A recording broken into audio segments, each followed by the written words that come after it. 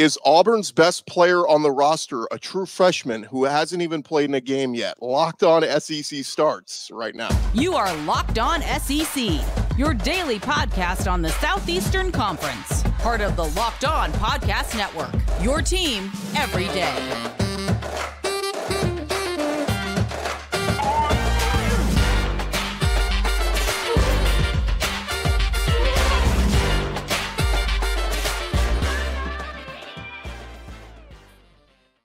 And what's happening, everybody? Welcome into Locked On SEC and Locked On Auburn. It's a crossover edition. Great to have you guys along. This episode brought to you by Nissan. If you're the kind of driver that likes to push things a little further, if you've ever wondered what adventure could be around the next corner, take the Nissan Rogue, Nissan Pathfinder, or Nissan Armada and go find your next big adventure. Check them out at nissanusa.com. I'm Chris Gordy. Thanks for making us your first listen every day. Shout out to our everydayers. We're free and available wherever you get your podcasts and on YouTube, part of the Locked On Podcast Network, covering your team every day. And we're getting into our spring previews here across Locked On SEC, and we bring in our guy, Zach Blackerby, host of Locked On Auburn, who is going to spend some time with us today talking all things Auburn Tigers. And look, we want to start with Auburn because they were one of the first teams to hit the practice field. They've already got a couple practices under their belt.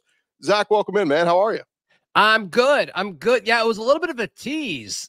Auburn starts spring practice. We're all excited. Yes, football's back on the plains.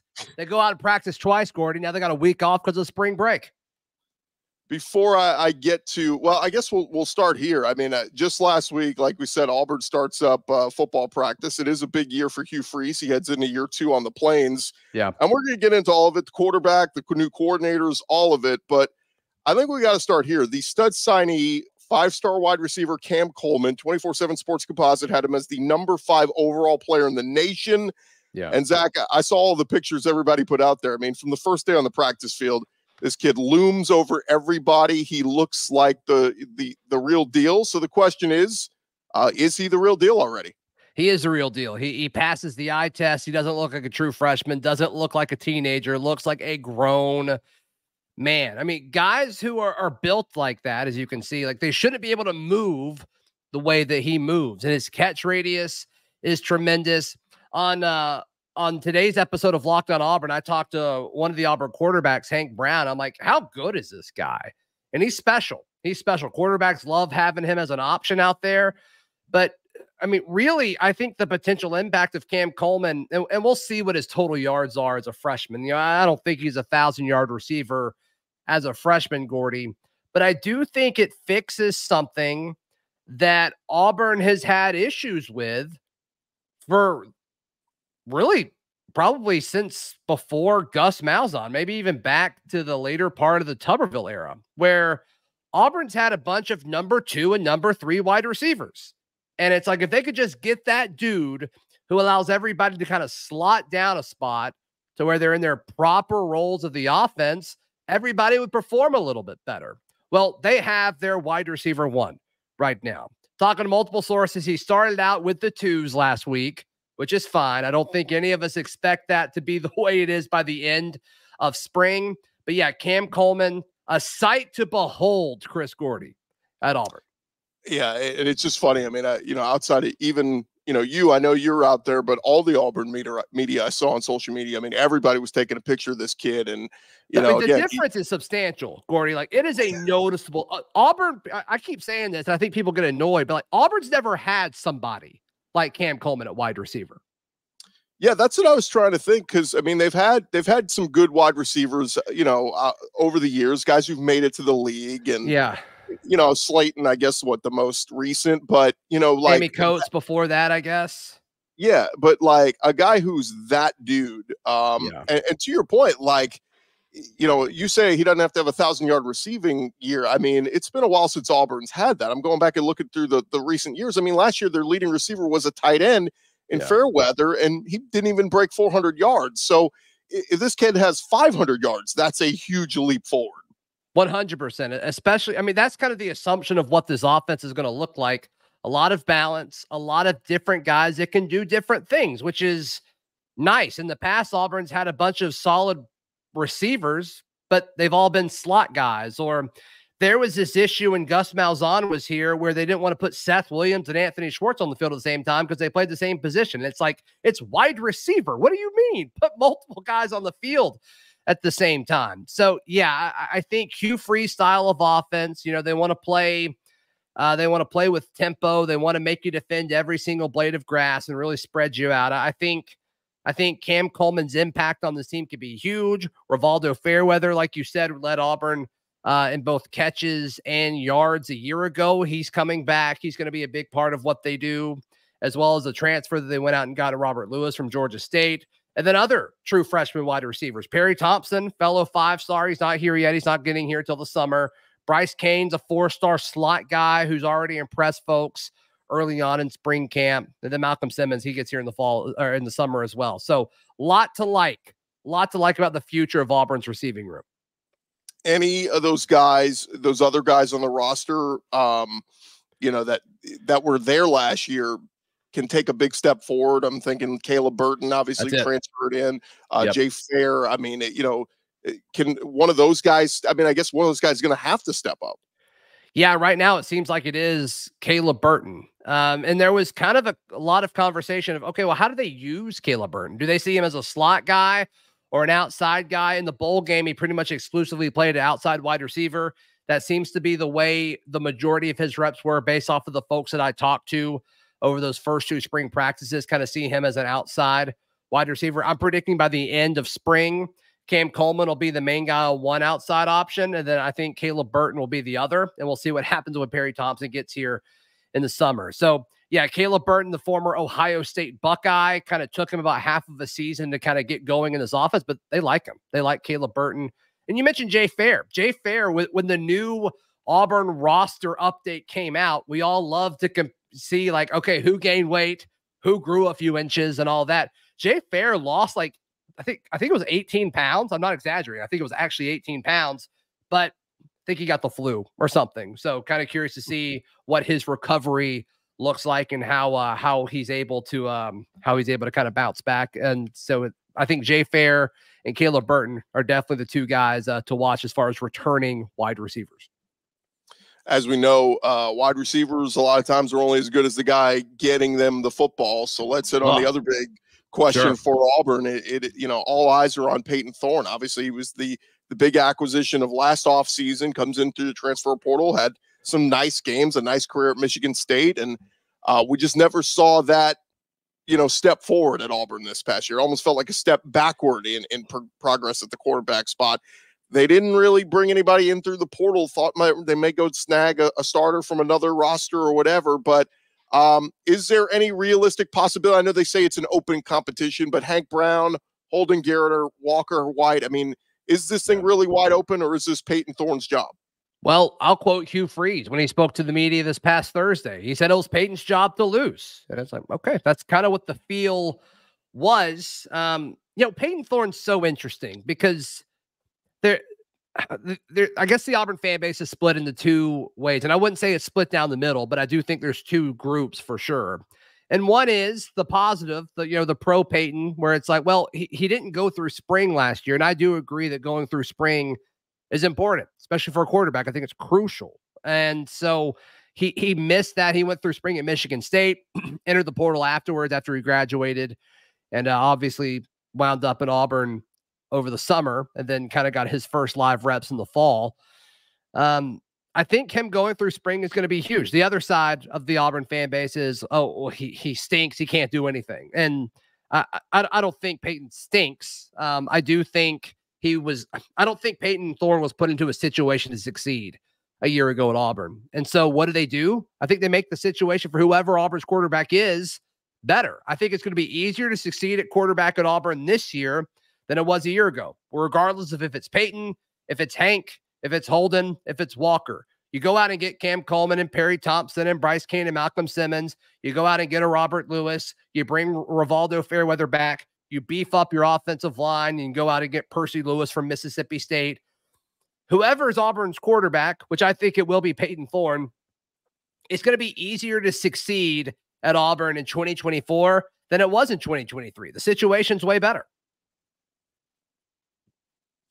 Yeah, I just can't imagine, Hugh Freeze banking his career on, this guy, like if it goes south this year and they finish sub 500 and miss a bowl game, like we'll look back and go, God, Hugh Freeze hitched his wagon those first 2 years on Payton Thorne. And again, for his sake, for Auburn fans' sake, the hope is that light comes on. We see that Thorne that was so good. I mean, I went back and watched some film. Like he had games at Michigan State where you're like, wow, he's awesome. So here's hoping we see that. Real quick before we close the quarterback talk, Zach, is there just like odds percentage, whatever, is there a guy that you think they would grab through the portal post-spring, or is that door kind of closed? I think it's closed. If they were going to do it, they would have done it in December, and they may have tried to. There were a lot of reports out there that it seemed like they tried to. But no, if they were going to do it, it would be then. We talked to Hugh Freeze when he was down in Mobile, watching the Auburn Tigers play and participate in Senior Bowl practices. We talked to him before he went in, and he was asked about quarterbacks, as he will be for every presser for the rest of his time here at Auburn. And he said he wants to build it through the high school ranks, which means Hank Brown and Walker White are probably the guys after Payton Thorne. We'll see what happens with Holden Geriner, but the future of the quarterback position, I think, is solid. I think both Hank and Walker can be really, really solid SEC quarterbacks. I think they both do different things, but I think they do them well. And no, I'd have a hard time seeing them go out and get a quarterback as the way it currently sits. Now, if we have some surprise leaves or some some injuries or things like that, I do think that could happen, but something drastic would have to change for me to think that they would go out and get a transfer quarterback over the summer. This is a crossover edition. Locked on SEC, Locked on Auburn. He's Zach Blackerby, Chris Gordy here with you. Thank you guys for making us your first listen every day. Coming up next, we will get into a little conversation on some of the guys Auburn's added through the transfer portal. Who could be the most significant guys to add on that side of things? We'll touch on that in just a second. But first, I want to remind you guys this episode presented to you by our friends over at FanDuel. We've started the second half of the NBA season. And of course, you can go get your buckets on with your first bet over at FanDuel. They are America's #1 sports book right now. New customers get $150 in bonus bets with any winning $5 bet. That's $150 if your bet wins. If you haven't checked them out yet, you need to go do it right now. You go to FanDuel.com/lockedon. You go to that website, that's what's going to get you the special offer. FanDuel.com/lockedon. Once you get signed up, again, take advantage of that great offer. $150 in bonus bets with any winning $5 bet. And it's not just NBA. They got everything up there for you. They got future bets for college football. Who do you think is going to win the SEC next year? All that's for you up there over at FanDuel. They are the official sportsbook partner of the NBA. FanDuel.com/lockedon. Go check them out today.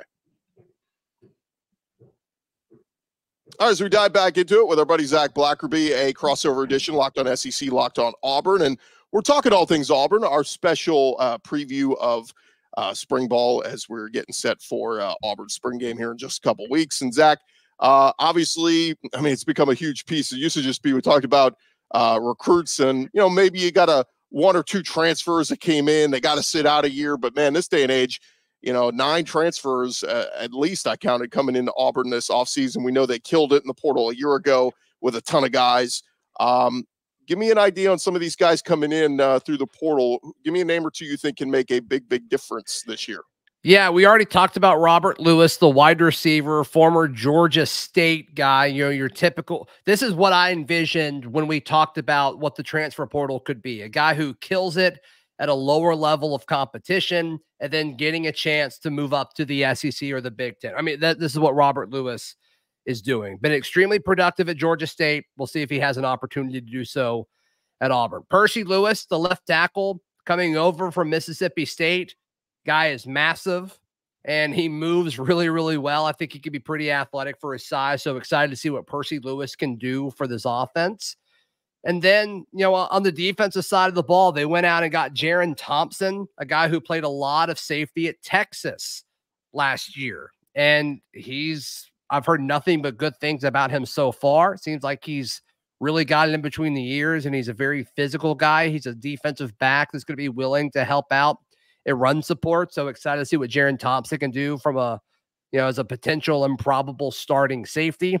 And then at corner, Antonio Kite, going out and getting him from Alabama, a guy who didn't play a ton at Alabama a year ago, but you like his skill set and you like what he can bring at a position of need. And also, I love these transfers, Gordy, where, okay, they can fight to start right away, but also they've got several years of eligibility after that. So those are a few of the guys that really stood out to me.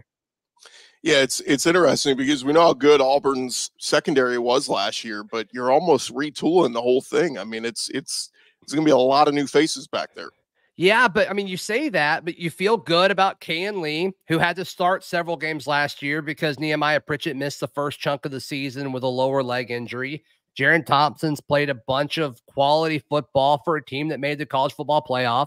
Keontae Scott was arguably your best defensive back, and you've got him coming back. So sure, I mean, you and I were at Mobile for the Senior Bowl, and when that team was playing, like all the helmets in the defensive backfield, they were wearing Auburn helmets, it seemed like. But you're right. I mean, you can't just replace DJ James and Jalen Simpson and Nehemiah Pritchett. Absolutely. But I think they did a pretty good job of getting as close as you possibly could to doing it. So look, they like a lot of these younger guys too. A true freshman in the defensive back room to look out for is Jalen Crawford. When Cam Coleman was down, in Orlando competing with all the other top recruits in high school football, and he was just a human highlight reel down there, the guy that kind of stymied him the best and covered him the best was Jalen Crawford. And so just another guy to kind of keep eyes on. I think he could come in and compete very, very early at corner. What about on the D line? I know a Kentucky friend who swears by Gage or Kansas friends rather, who swears by Gage Keys says, you have Kansas friends? Yeah. How does that happen? I don't think he wanted to go there, but he swears by Gage Keys. He thinks he's a good player. And then a couple of the mock, early depth charts I've seen has Amaris Williams, the big 5-star edge. I mean, starting from day one. Do you think that'll be the case next to big Kendrick Falk? Possibly.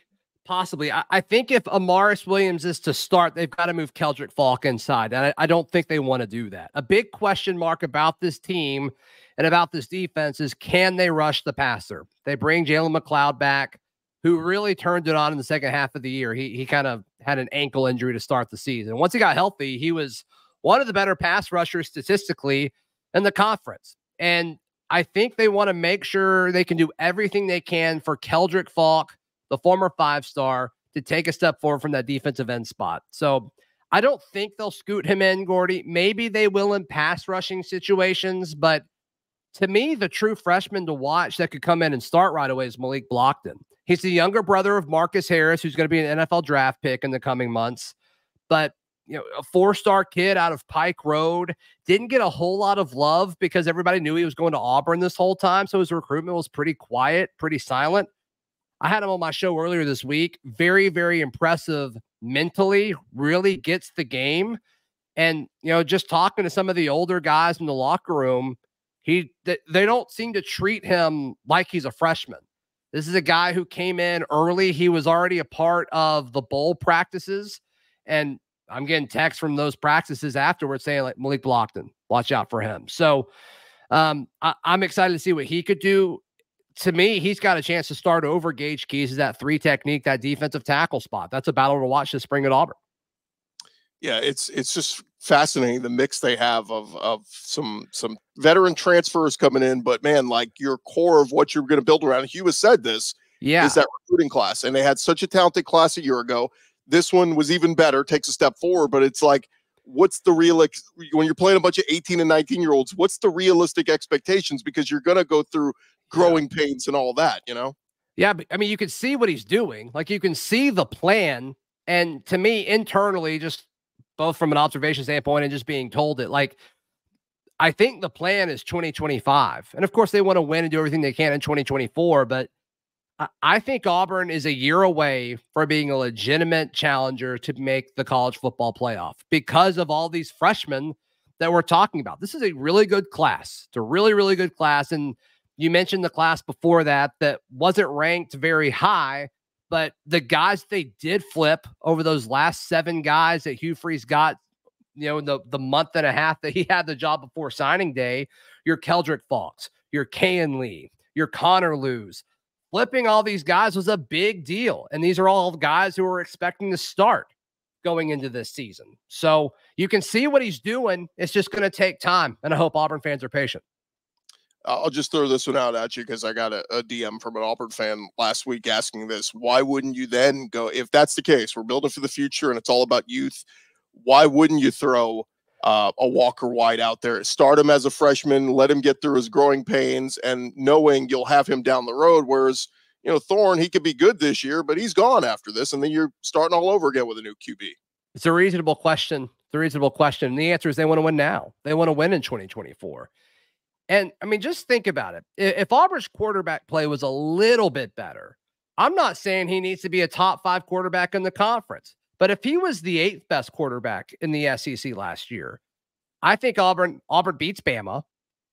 Auburn, maybe if they could score one more time against Georgia, they beat Georgia at home a year ago. New Mexico State, you don't overlook them. And all of a sudden, Auburn's a 9-3 team with a chance to beat Ole Miss at home as well. Like, they weren't that far away, Gordy. They really weren't that far away. And so if you're Hugh Freeze and you're going to be more involved in the offensive game plans, like can the situation that you've built around the quarterback and then Hugh Freeze being more involved in the offensive game plan, can that get you more wins? And I understand why they think the answer to that is yes. It's they've made some great additions this offseason on the coaching staff. We're going to talk about that next. Still more to come here on Locked On SEC and Locked On Auburn crossover edition, part of the Locked On Podcast Network, covering your team every day. First, want to remind you guys, this episode presented to you by our friends over at Nissan. If you're the kind of driver that likes to push things a little further, if you've ever wondered what adventure could be around the next corner, our friends at Nissan, they have a lineup of SUVs with the capabilities to take your adventure to the next level. Best thing is the 2024 Nissan Rogue out there, perfect for city drives and great escapes. They got that class exclusive Google built in.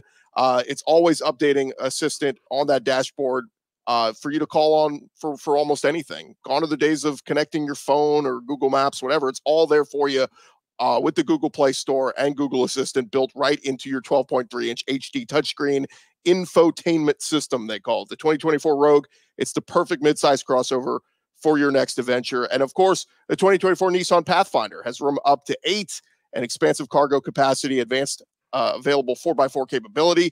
And with a 284 horsepower and up to 6,000 pounds towing, when adventure calls, the Pathfinder is there to answer. Go take the Nissan Rogue, Nissan Pathfinder, or Nissan Armada and go find your next big adventure. Go shop them at nissanusa.com. That's nissanusa.com. One more segment here with our buddy Zach Blackerby as a crossover edition, Locked On SEC, Locked On Auburn, and we're continuing our spring previews and spending this whole episode in Auburn, Alabama. And Zach, as we look at Auburn, we talked about the roster additions, we talked about year 2 of Hugh Freeze, but man, as we know, there's been a lot of change across the SEC, not just with a lot of new head coaches, but a lot of new assistants. It's crazy. Somebody was pointing out to me, they're like, go look around the SEC and find me an OC or a DC that was in that same job 4 or 5 years ago. You can't find it. The turnover is constantly happening across the conference. So 2 new coordinators for Hugh Freeze. One of them, both of them SEC veterans, but DJ Durkin, a name that a lot of folks are very familiar with, has been a good DC. It stops at Ole Miss and at Texas A&M. He comes in to run the defense. Derrick Nix comes over to be the OC. We'll see how much Hugh Freeze is running the offense versus Derrick Nix. But talk to me about the new OC and DC. Yeah, we'll start with DJ Durkin. I mean, obviously, he was able to do a lot at Texas A&M, but he had, players that were rated higher than pretty much everybody he was coaching up against. So what does that translation look like? We will see. I think Auburn should expect a lot of DJ Durkin because of what they're going to be able to have on the back end. I mean, he's coached from a position coach standpoint. He's been all over the place, but it seems like his core thing is linebackers. So I'm excited to see what he can get out of Eugene Asante, Dorian Mausi, the transfer from Duke that we haven't brought up yet. And then Austin Keys, the former Mississippi State linebacker. He played for DJ Durkin. So obviously he's going to be excited, and he's a vocal leader of this defense already. So excited to see what that looks like.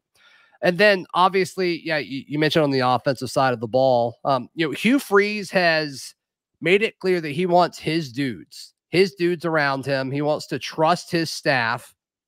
And, he trusts Coach Nix, and they've worked together a long time ago, and they wanted to work together again. And this kind of seemed like the natural next step for Derrick Nix. He's been at Ole Miss for a long time. And so Hugh Freeze wants to go out and get guys that he trusts. And then also, Derrick Nix is going to be able to recruit the state of Mississippi very well, which is crucial geographically for what Auburn needs to do to succeed. So I think they both make a ton of sense, and I'm excited to see how they translate to Auburn. Any of the other assistant coaching moves? I mean, Charles Kelly comes very, highly touted, been at Alabama, been a bunch of places. Wesley McGriff coaching the secondary. There's a lot of different new coaches in there, but anybody excite you?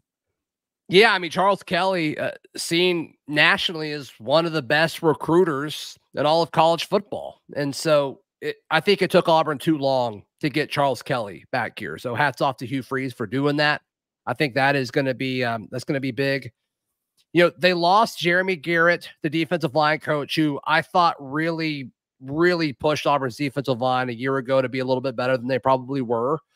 They lost him to the Jacksonville Jaguars, and it was so late in the coaching carousel process where then they may have done this anyway, Gordy, I don't know, but they promote Vontrell King-Williams, who was the assistant D-line coach, kind of off-field analyst role, and all the players adored him. They all loved him. Hugh Freeze kind of hinted at that at his presser on Thursday when he was asked about Vontrell. He's like, this is who the players wanted. And so that's who they went out and got. And I mean, the players seem to respect him a ton too. So Vontrell King-Williams is a guy that Auburn could have gotten lightning in a bottle with him. There's just a lot of good energy around him. So that's a guy. And then just another note, and this is not ever going to be anything that's brought up a ton, but I'm just telling you, them going and getting Will Redmond from LSU was a really big hire. He's going to be their GM, and that's going to be a move that was, I don't know, it's going to fly under the radar, Gordy, but I think you'll agree with me. I mean, he was pretty effective with what LSU was able to do as far as bringing in Jaden Daniels and LSU, constructing a roster to help LSU win the SEC West a few years ago. Yeah, no doubt. And I've heard nothing but very good things about him. Last thing, Zach, is we're in the midst of spring ball. What's the biggest question for you? I mean, it could be something we already touched on, but what's the biggest question for you about this Auburn team as they prepare for their spring game? Yeah, I mean, the quick one I'll say is pass rush. It's just they got to do it. They've got to figure out how to do that, whether it's winning one-on-one matchups or DJ Durkin creating some sort of scheme. They've got to be better at rushing the passer in 2024. And then, what does the offense look like? Is this really Hugh Freeze's offense? Is it a mixture of him and what Derrick Nix want to do? Or are they so aligned offensively that they're going to be able to create kind of a similar vision, a similar idea on offense? And can Payton Thorne execute it? I've heard good things from Payton early on in spring camp. This whole RPO system, timing is crucial. Decision-making is crucial. Accuracy is crucial. Can Payton Thorne pull it off? And the last thing I just wanted to touch on with you very quickly as we look at the schedule. Look, they're 4 non-conference games. You get Cal at Auburn this year. Alabama, A&M, New Mexico, and UL Monroe. You should win all 4 of those. I get it. They lost a non-con. They had no business losing a year ago. Thankfully, it's New Mexico and not New Mexico State. But we'll just say, for argument's sake, they win all 4 of those. I feel good about them beating Arkansas. That one's at home. Arkansas, Sam Pittman, I think is just dead man walking. I feel good about the home game against Vandy. So that's 6 wins right there, Zach. And we haven't really gotten into the thrust of the schedule. You lose LSU this year, you don't have to play them. You do have to go to Alabama still for the Iron Bowl, but and then you have to go to Missouri, to Kentucky, to Georgia. That's a pretty tough road trip. Although I do think Missouri maybe takes a little bit of a step back from where they were last year. They were fantastic last year. But you get A&M at home, you get Oklahoma at home. Feels like you can split one of those. So 7, 8 wins, is that kind of where we're looking at Auburn, with a ceiling of maybe 9, 10 if everything goes great? Yeah, I mean, I think if everything goes great, 10-2 is on the table, but you've got to have everything go great. And I think you probably need some other teams on your schedule to take a step back. Oklahoma is the most important game on this schedule for me, because you should be 4-0. and you host an Oklahoma team where if you can pull this off and win your first 5 games of the season all at home and start 5-0, you just got to believe in yourself a little bit. And I think Oklahoma is gettable. Oklahoma will host Tennessee, who will probably be a top 15 team in Norman. That's going to be their first SEC action. It's going to be a big deal for Oklahoma.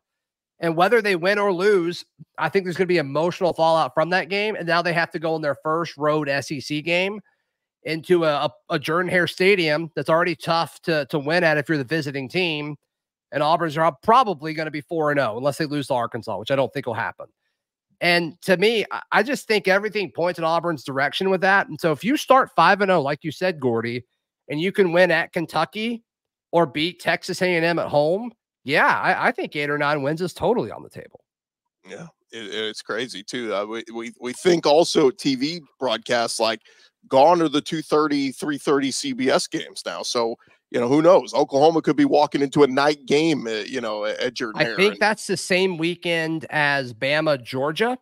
And so you got to think that'll be the night game. So we'll see how all that impacts it. Well, here's the thing, and I was talking with somebody that works for ESPN about it. That could be the ABC game.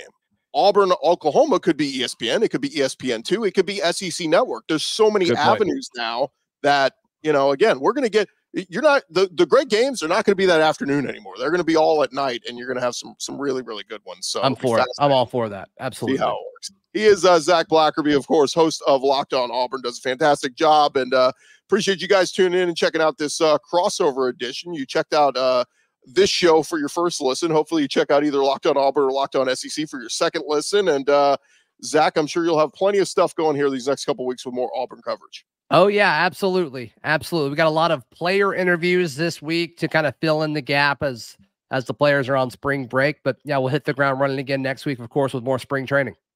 And while you guys are at it, for another listen, you can go check out Locked On Sports Today, streaming 24/7 on our YouTube channel with all of our great national shows covering all of the great different sports with our local Locked On experts. He's Zach Blackerby. I'm Chris Gordy. Thank you guys for making us your first listen. We will talk to you guys tomorrow. Come on back, everybody. Make us an everydayer.